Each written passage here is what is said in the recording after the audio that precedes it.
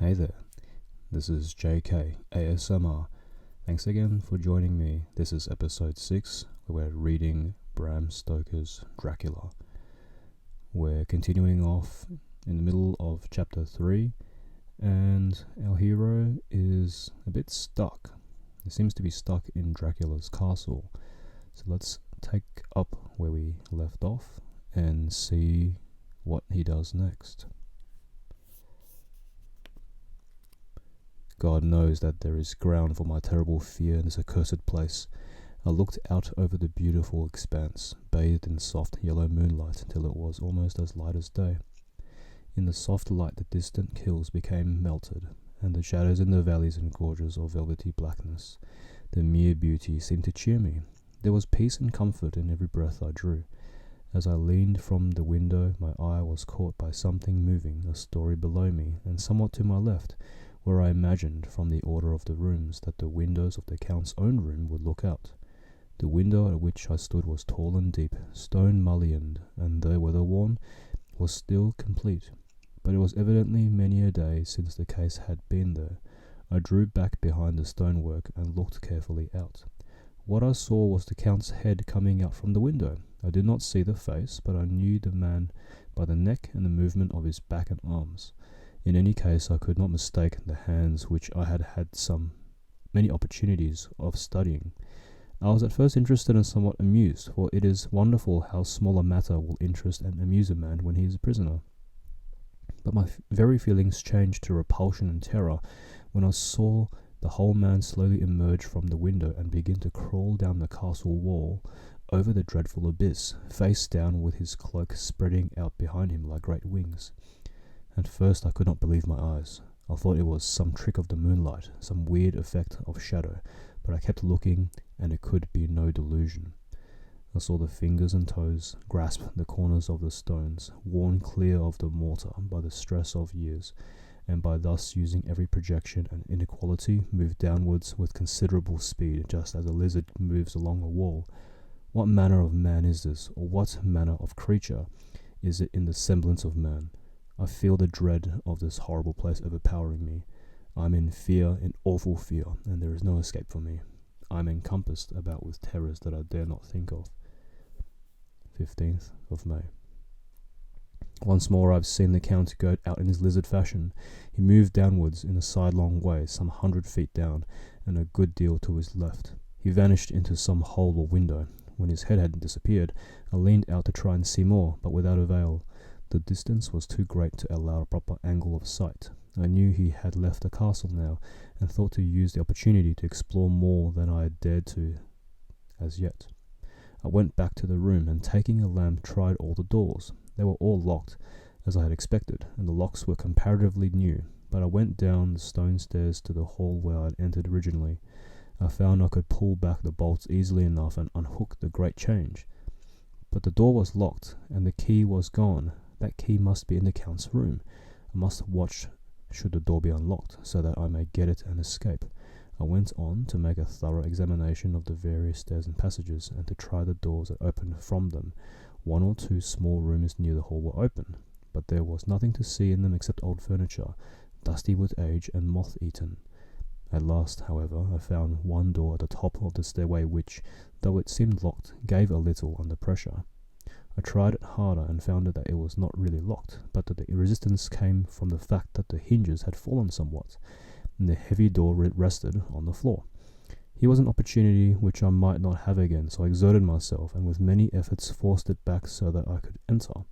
I was now in a wing of the castle, further to the right than the rooms I knew, and a story lower down. From the windows I could see that the suite of rooms lay along to the south of the castle, the windows of the end room looking out both west and south. On the latter side, as well as to the former, there was a great precipice.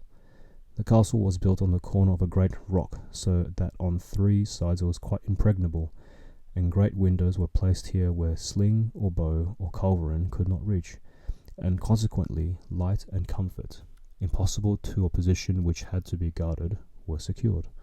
To the west was a great valley, and then rising far away, great jagged mountain fastnesses, rising peak on peak, the sheer rock studded with mountain ash and thorn. whose roots clung in cracks and crevices and crannies of the stone. This was evidently the portion of the castle occupied by the ladies in bygone days, for the furniture had more an air of comfort than any I had seen. The windows were curtainless, and the yellow moonlight, flooding in through the diamond panes, enabled one to see even colours, whilst it softened the wealth of dust which lay over all and disguised in some measure the ravages of time and moth. My lamp seemed to be of little effect in the brilliant moonlight, but I was glad to have it with me, for there was a dread loneliness in the place which chilled my heart and made my nerves tremble. Still, it was better than living alone in the rooms which I had come to hate from the presence of the Count, and after trying a little to cool my nerve, I found a soft quietude come over me. Here I am, sitting at a little oak table, where in old times possibly some fair lady sat to pen, with much thought and many blushes, her ill-spelt love letter, and writing in my diary in shorthand all that has happened since I closed it last. It is the 19th century, up to date with a vengeance, and yet, unless my senses deceive me, the old centuries had, and have, powers of their own which mere modernity cannot kill. Later, the morning of 16th of May. God preserve my sanity, for to this I am reduced. Safety and the assurance of safety are things of the past. Whilst I live on here, there is but one thing to hope for, that I may not go mad, if, indeed, I be not be mad already.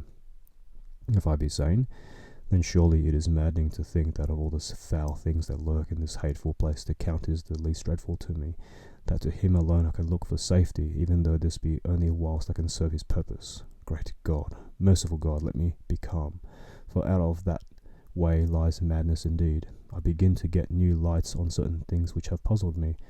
Up to now, I have never quite knew what Shakespeare meant when he made Hamlet say, "My tablets, quick, my tablets, 'tis meet that I put it down," etc. For now, feeling as though my own brain were unhinged, or as if the shock had come which must end in its undoing, I turned to my diary for repose. The habit of entering accurately must help to soothe me. The Count's mysterious warning frightened me at the time. It frightens me more not when I think of it, for in the future he has a fearful hold upon me. I shall fear to doubt what he may say. When I had written in my diary and had fortunately replaced the book and pen in my pocket, I felt sleepy. The Count's warning came into my mind, but I took pleasure in disobeying it. The sense of sleep was upon me, and with it the obstinacy which sleep brings as outsider. The soft moonlight soothed, and the wide expanse without gave a sense of freedom which refreshed me. I determined not to return tonight to the gloom-haunted rooms, but to sleep here, where, of old, ladies had sat and sung and lived sweet lives, whilst their gentle breasts were sad for their menfolk away in the midst of remorseless wars. I drew a great couch out of its place near the corner, so that as I lay, I could look at the lovely view to east and south, and unthinking of and uncaring for the dust, compose myself for sleep. I suppose I must have fallen asleep. I hope so, but I fear, for all that followed was startlingly real, so real that now sitting here in the broad, full sunlight of the morning, I cannot in the least believe that I was all asleep. I was not alone. The room was the same, unchanged in any way since I came into it. I could see along the floor, in the brilliant moonlight, my own footsteps marked where I had disturbed the long accumulation of dust. In the moonlight opposite me were 3 young women, ladies by their dress and manner. I thought at the time that I must be dreaming when I saw them. They threw no shadow on the floor. They came close to me and looked at me for some time, and then whispered together. 2 were dark and had high aquiline noses like the Count's, and great, dark, piercing eyes that seemed to be almost red when contrasted with the pale yellow moon. The other was fair as can be, with great masses of golden hair and eyes like pale sapphires. I seemed somehow to know her face, and to know it in connection with some dreamy fear, but I could not recollect at the moment how or where. All 3 had brilliant, white teeth that shone like pearls against the ruby of their voluptuous lips. There was something about them that made me uneasy, some longing and at the same time some deadly fear. I felt in my heart a wicked, burning desire that they would kiss me with those red lips. It is not good to note this down, lest some day should meet Mina's eyes and cause her pain, but it is the truth. They whispered together, and then they all 3 laughed, such a silvery, musical laugh. but as hard as though the sound never could have come through the softness of human lips. It was like the intolerable, tingling sweetness of water glasses when played on by a cunning hand. The fair girl shook her hair coquettishly, and the other two urged her on. One said, "Go on, you are first, and we shall follow. Yours is the right to begin." The other added, "He is young and strong. There are kisses for us all." I lay quiet, looking out from under my eyelashes in an agony of delightful anticipation. The fair girl advanced and bent over me that I could feel the movement of her breath upon me. Sweet it was in one sense, honey-sweet, and sent the same tingling through the nerves as her voice, but with a bitter underlying the sweet, a bitter offensiveness as one smells in blood. I was afraid to raise my eyelids, but looked out and saw perfectly under the eyelashes. The girl went on her knees and bent over me, simply gloating. There was a deliberate voluptuousness which was both thrilling and repulsive. As she arched her neck, she actually licked her lips like an animal, till I could see in the moonlight the moisture shining on the scarlet lips and on the red tongue as it lapped the white, sharp teeth. Lower and lower went her head as the lips went below the range of my mouth and chin and seemed to fasten on my throat. Then she paused, and I could hear the churning sound of her tongue as it licked her teeth and lips, and I could feel the hot breath on my neck. Then the skin of my throat began to tingle as one's flesh does when the hand that is to tickle it approaches nearer, nearer. I could feel the soft shivering touch of the lips on the supersensitive skin on my throat, and the hard dents of two sharp teeth just touching and pausing there. I closed my eyes in languorous ecstasy and waiting with beating heart. But at that instant, another sensation swept through me as quick as lightning. I was conscious of the presence of the Count, and of his being as if lapped in a storm of fury. As my eyes opened involuntarily, I saw his strong hand grasp the slender neck of the fair woman, and with giant's power draw it back. The blue eyes transformed with fury, the white teeth champing with rage, and the fair cheeks blazing red with passion. But the Count! Never did I imagine such wrath and fury, even to the demons of the pit. His eyes were positively blazing. The red light in them was lurid, as if the flames of hell fire blazed behind them.